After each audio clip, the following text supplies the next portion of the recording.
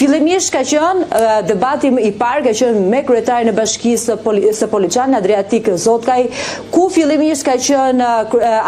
kryetari apo bashkëkryetari i Komisionit të Posaçëm të Reformës Territoriale Arbian Mazniku, i cili ka prezantuar edhe gjendjet e pse ka vendosur që të shkrihen 15 bashki dhe të bashkohen me bashki më të mëdha,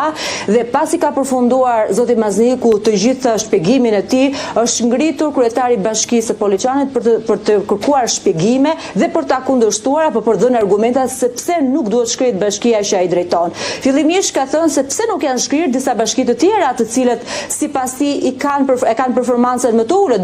duke i emëruar, duke thënë si Bashkia e Peshinit apo Roskovecit apo Vau Idejes. Dhe nga ana tjetër, duke e kundërshtuar reformën, duke bërë një krahasim me reformën 2014, pasi sipas tij ka sill vetëm shpopullim në zonat ku janë prekur, fshatat janë shpopulluar, dhe e njëjta gjë sipas Zotkaj do të ndodh edhe me këtë reformë, ku në momentin që do hiqet kompetencat e asaj bashkie, në këtë rast të Poliçanit, atëherë njerëzit do të lëvizin për të shkuar në një vend tjetër, një qendër urbane tjetër për të marrë shërbime të më afër. Por në atë moment, sipas burimeve nga mbledhja me dyert të mbyllura, ka ndërhyrë kryeministri Rama, i cili ka thënë që nuk di se pse jeni këtu, ju nuk duhet të ishit këtu, në mënyrë të paturpsisht keni bërë dhe një veprim duke djegur tesrat e partisë, duke referuar protestë që ka pasur në zonën e Poliçanit, por nga ai moment është shkundërshtuar sërish, ka marrë fjalën kryetari i Bashkisë së Poliçanit duke thënë që paturpsinë ka bërë Partia Socialiste duke vendosur për shkrirë këtë bashki dhe pa marrë parasysh opinionin e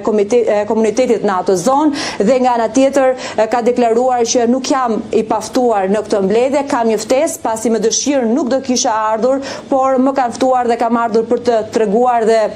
të gjithë opinionin apo qëndrimin që ka Këshilli Bashkiak edhe gjithashtu edhe qytetarët në zonën e Poliçanit. Më pas,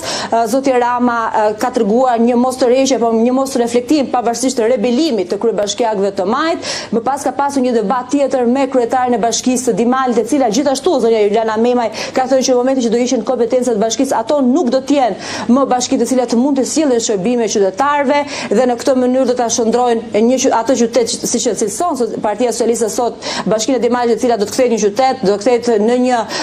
zonë komunale, duke referuar komunave që ka qenë përpara 2014.